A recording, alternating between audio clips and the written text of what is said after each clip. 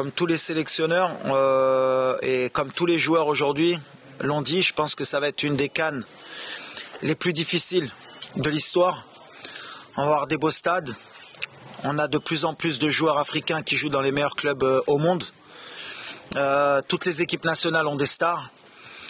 Le football africain a progressé, on l'a vu à la dernière Coupe du Monde. Et je pense que le fait justement aujourd'hui d'avoir prouvé au monde entier que l'Afrique pouvait être sur le toit du monde, avec le Maroc, avec le Sénégal, le Ghana aussi qui a fait une bonne Coupe du Monde, la Tunisie qui a battu la France.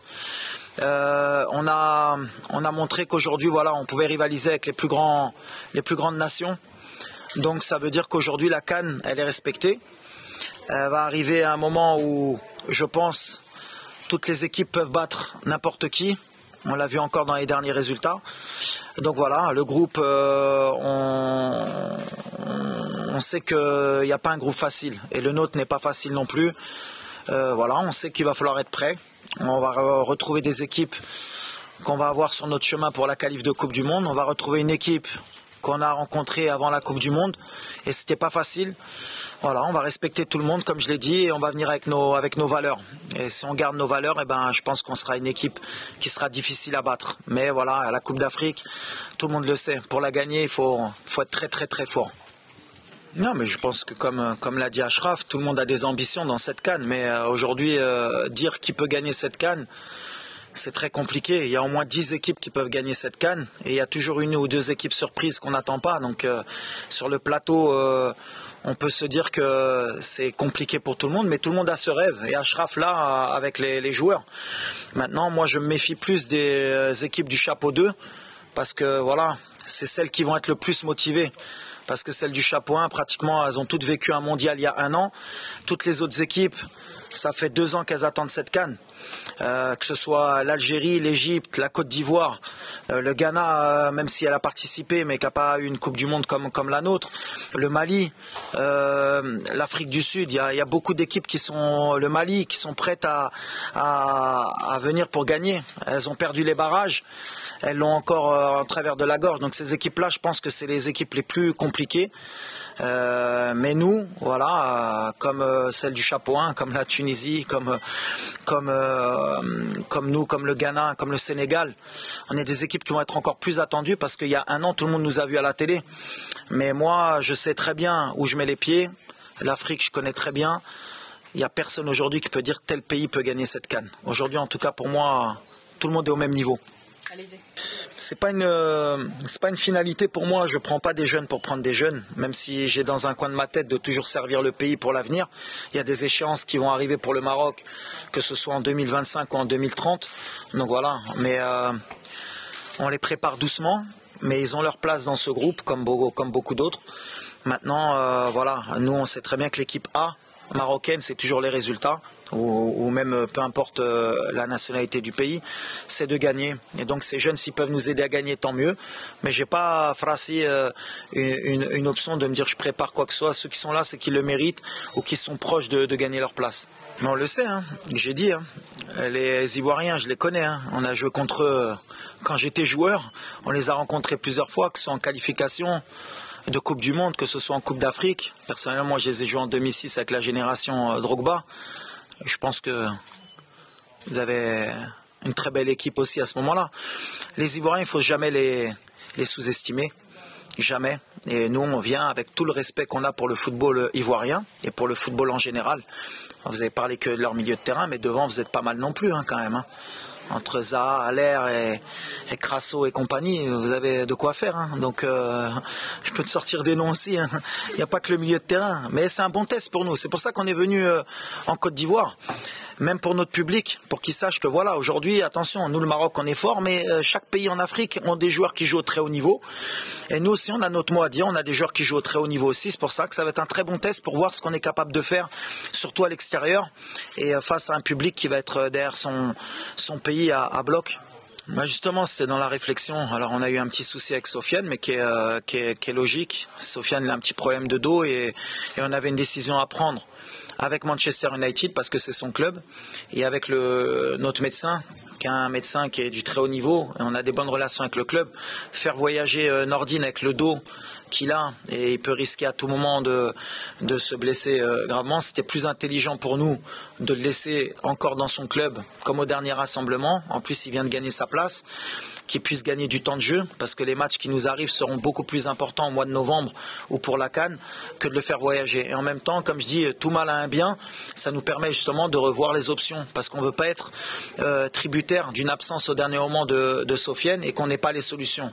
Et après, on risquerait de me reprocher en tant que sélectionneur de jamais avoir testé des choses. Donc, de par la force des choses, ça nous permet de voir Mazraoui au milieu, ça peut nous permettre de voir Al-Azouzi, Richardson. On a des options, on va prendre la meilleure possible pour l'avenir. Après, il y a aussi le cas Ziyech, comme ça on aura réglé les deux cas. Hakim qui a encore une petite raideur au mollet. Et pareil, dans le même cas qu'au mois de septembre, on ne prendra aucun risque avec Hakim Ziyech, parce que le plus important pour nous, c'est qu'il soit apte pour le mois de novembre ou la CAN. Après, c'est des gestions. Mais comme j'ai dit, il faut le prendre positivement. C'est-à-dire qu'aujourd'hui, on peut revoir Adli, on peut revoir Abdé, on peut voir Harit, voir un peu les solutions, puisqu'il manque aussi Bouffal.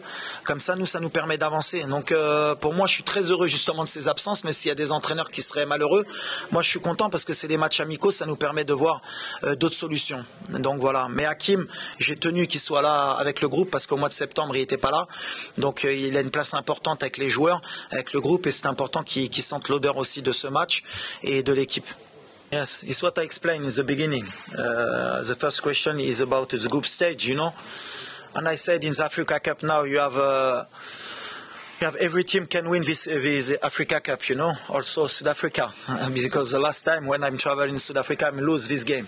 And I know now you don't have any game is easy. And for the Morocco team, inshallah, we try to do your best, same in the World Cup, to win this competition. But I think a lot of team is a outsider to win this Africa Cup. Je sais que ça va embêter beaucoup peut-être de fans au Maroc, mais en fait moi les matchs amicaux et les matchs qui servent à rien, comme je dis, ça sert surtout à préparer mon équipe. Alors le fait qu'on ait perdu en Afrique du Sud, c'était une très bonne chose pour nous. J'espérais qu'on perde des matchs avant la CAN. Peut-être que le match de samedi, même si on doit le perdre, il sera salutaire. Comme je dis, avant l'heure, c'est pas l'heure. Après l'heure, c'est plus l'heure. Et il y a des équipes qui sont prêtes avant l'heure, il y a des équipes qui sont magnifiques avant l'heure. Mais il faut être prêt, comme nous à la Coupe du Monde. Il faut être prêt à l'heure. Et tout ce qui est avant, on prend compte de tout ça pour être prêt à la CAN. Alors peut-être qu'on ne sera pas à notre meilleur niveau, mais ces matchs-là, ils servent à ça. Donc on a changé beaucoup de fois l'équipe, notamment au mois de juin. On a essayé plusieurs joueurs au milieu de terrain, on a essayé des combinaisons, ça ne nous a pas réussi, mais on a appris que dans l'effectif, il fallait vraiment trouver beaucoup de solutions au cas où il y avait des absences.